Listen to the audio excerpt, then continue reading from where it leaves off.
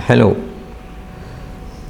This is a story about how Krishna for today evolved. I was drawing since childhood. On the floors, on slate, on the walls, you name it. The drawing was my sole interest. I knew to draw even before I knew the alphabet. Slowly, the schooling and all, I was still continuing with drawing and painting. That study did not stop. As a parallel, the drawing continued throughout my schooling. The painting took over then.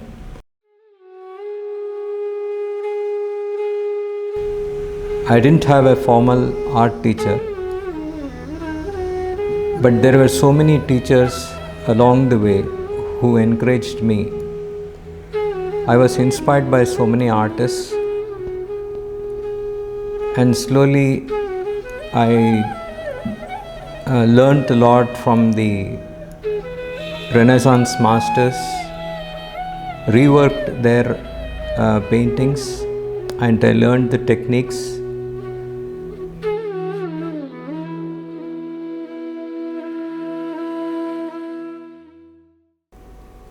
We come from a very orthodox family. We were settled in Hyderabad during my childhood, and there were bhajans on Krishna in our house. There were storytelling sessions, saptahams, Srimad Bhagavatam, Narayaniyam, etc. And we used to be a part of the festivities. But how this was instrumental in putting the spirituality in me is a long story.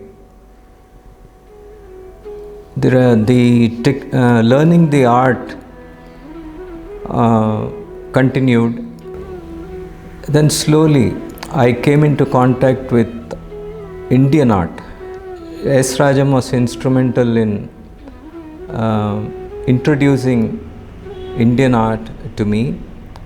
This taught me symbolism.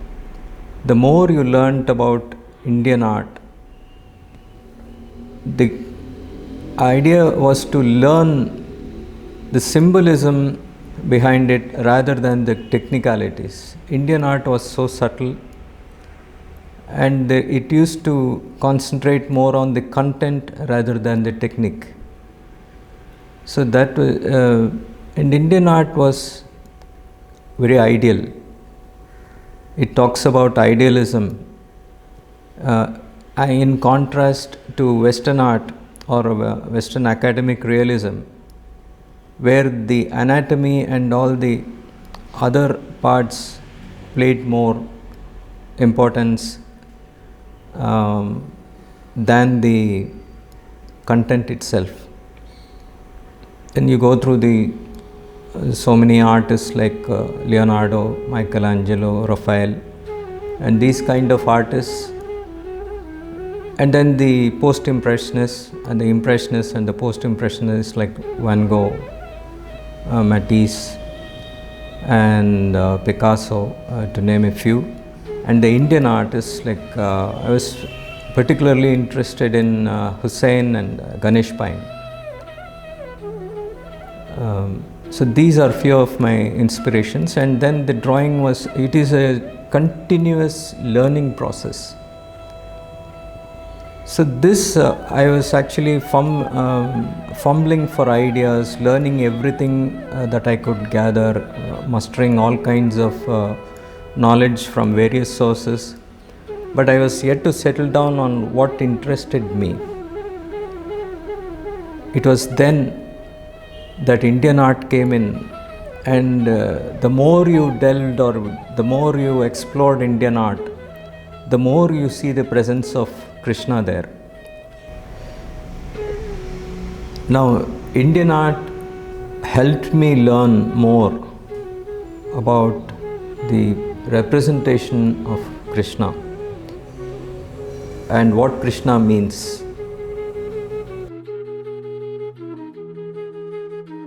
There were a few epics like Srimad Bhagavatam, Narayaniyam and Mahabharata, Bhagavad Gita and all, where most of they're all centered around Krishna. He is the Sutradhari kind of. He is the main role. Now, how do you represent Krishna? The more you delved into Indian art, the Kangra art or the Pahadi art, the Himalayan art, the Mughal art, wherever you go, in whichever art or miniatures, generally the Indian art, you see the sculptures around our temples, they all deal with the Leelas of Krishna, the events around which his story is told. And why is he so important? That takes us back to a sort of introspection as to who you are and what you want. So, and what is your role with relation to nature, with relation to other people, and with relation to the surrounding and the environment and the entire world. So, who are we? So, then you understand that the sole expectation from a human being or an animal or a species or any species for that matter is always that they don't want pain or sorrow or any disturbance. They want to have happiness eternally. They get that happiness in short amount of time, but you want that to extend, to continue further. And this eternal happiness or peace or something which you are content with is called Ananda. Ananda is not like jumping with joy physically. It is always in the mind. You see something beautiful, your heart flutters, but we may not express it openly. But art can do that. It can express the emotion of infinite happiness in the form of Krishna. Our scriptures call that the supreme is eternal happiness, infinite joy. We have heard about the lady holding the torch, and we have symbolized her as liberty. We accept that.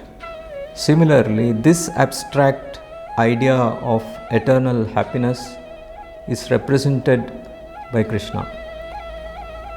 And he is beautiful, charming, and whatever you call. He is attractive, he's got a mischief around him. Whatever you would love to have in a person is expressed in the form of Krishna. You can create your own Krishna, your own idea of happiness, and call him Krishna. So he lends himself to art so much that it becomes every moment you paint Krishna, you can go on painting him for the rest of your life and still not yet be done with the idea of Krishna. It is such an infinite canvas and such a joy to share with others that he remains the constant and always changing. I started to paint Krishna a day, that is around 2002 is the date, year when I started this, and it has been going on for more than about 2 decades. The constant changing face of Krishna, the postures, the leelas, what he conveys, through the Gita, through the Mahabharata, through the Bhagavata, everything. That is, you always relate to him. And slowly the idea and the truth behind it all falls into place. It is a sort of jigsaw puzzle which you put together and then wonder at the joy as to how these epics have been conceived and how abstract ideas have been conveyed to us in a simple language, and so that we all can understand the subtleties of human life and how Krishna is adaptable and changes himself according to what we want at this particular juncture. So he cannot at any point of time be outdated or belong to a particular century. It is not that. He is eternal, he is forever and relevant to the present day, and that is why Krishna was formed. The idea was to present Krishna in a new light so that the next generation will be able to identify with him and also have the pleasure of what we have felt and understood in our own time, and what our ancestors have preserved this for us to continue. It is how Krishna is so contemporary and how relevant to us, which is what Krishna for today is all about. And we will continue with this series to tell more about Krishna. Thank you.